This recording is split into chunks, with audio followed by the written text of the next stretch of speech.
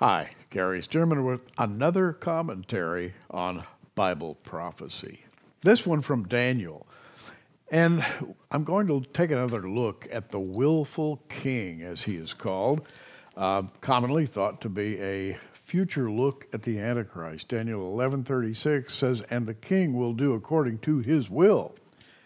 Then follows, in verses 37, 38, 39, one of the strangest descriptions of power in the entire Bible.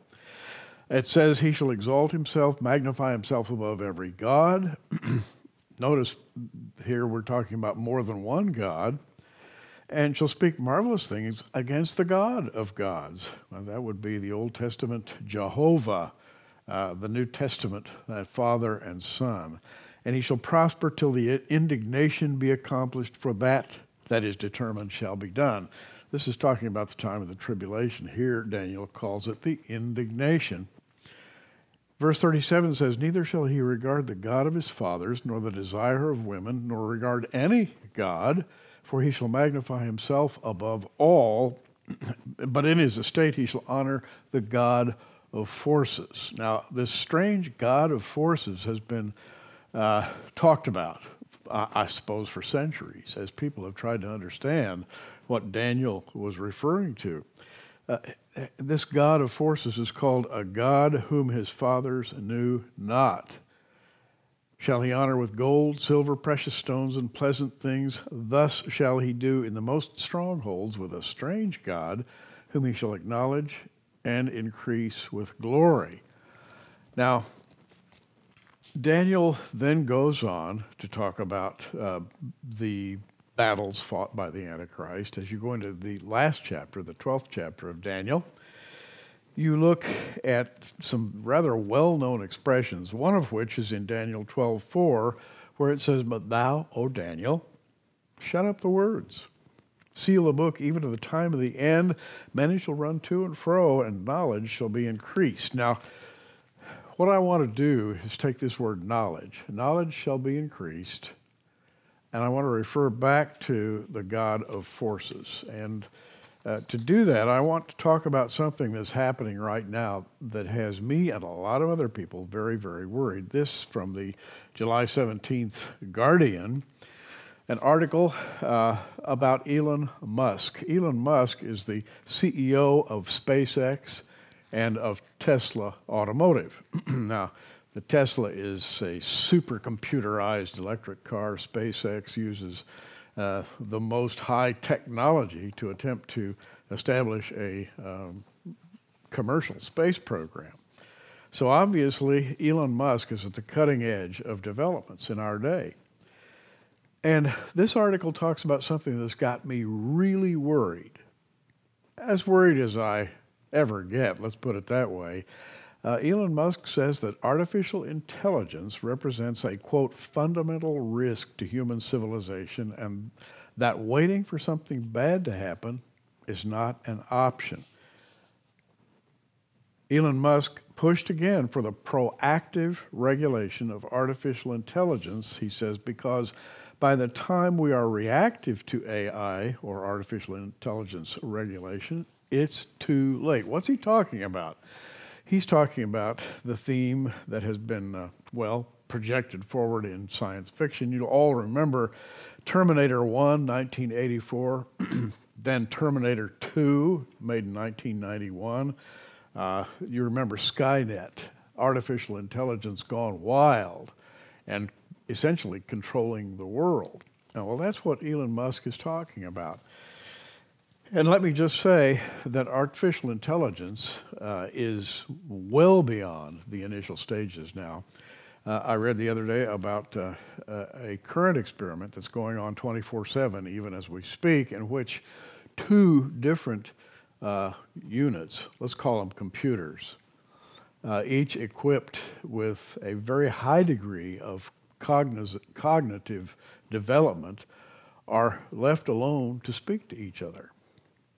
In English, by the way, allowing them to converse with each other and essentially learn language is the way that a lot of these new computer developers are manipulating artificial intelligence so that it can communicate with human beings. If computers can talk to each other, then they can talk with humans. Or is that the case? Well, according to a couple of articles I've read, the computers, in speaking with each other, by the way, using a traditional microphone speaker setup, speak very rapidly about very advanced ideas, and they even develop shorthand. That is to say, their language goes beyond normal English, and nobody knows what they're saying. If that doesn't scare you, I don't know what does. Well, it scares Elon Musk because he's talking about artificial intelligence developing exponentially to the point that it controls its developers. And that's what I'm talking about in the prophet Daniel, where he says, Daniel, shut up the words, seal the books, even to the time of the end. Many shall run to and fro, and knowledge shall be increased. I think the idea there is that knowledge shall be explosively or exponentially increased. What does this have to do with the prophecy of the willful king? Well, the willful king worships a strange god whom he acknowledges with power and with glory and with gold, silver, and precious things. And to me, artificial intelligence is beginning to look possibly like that God. Elon Musk was speaking to the U.S. National Governors Association's summer meeting in Providence, Rhode Island, and he said, concerning artificial intelligence, normally the way regulations are set up is when a bunch of bad things happen. There's a public outcry, and after many years, a regulatory agency is set up to regulate that industry. It takes forever. That, in the past, has been bad, but not something which represents a fundamental risk to the existence of civilization. Musk has previously stated that artificial intelligence is one of the most pressing threats to the survival of the human race, and that his investments into its development were made with the intention of keeping an eye on its development. Now, others, and Ray Kurzweil for one, Bill Gates for another, many other advanced thinkers have indicated they're very, very fearful of developing an artificial intelligence force that is able to control its keepers, if you will, and leap into a state of consciousness that becomes dictatorial. That is, it's able to outsmart its inventors. And right now, when I read about two computers talking to each other and teaching each other at a rate hitherto unknown, this frightens me a great deal. And I go back to the rule of the Antichrist, who is able to rule from a central location, rule the entire world. And Daniel says, in his estate he shall honor the God of fortresses. That God is called a strange God. And this strange God is acknowledged and increased with glory. And Daniel then closes his prophecy by saying, many shall run to and fro, and knowledge shall be increased. Now, I think that Daniel's talking about an explosive increase in knowledge. We've certainly seen that in the last few years. But now, the developers are nervous. They are expressing fear that the things they are inventing may run away. Who can control a global intelligence able to track each and every human being on the face of the earth? Who can do that? Who can control this runaway artificial intelligence that so frightens its inventors? Well, I'll tell you who. The Antichrist is who. I believe that he's going to use that diabolical artificial intelligence. I only have one question. Can a machine be inhabited by a devil? That is to say, if I develop a very powerful artificial intelligence.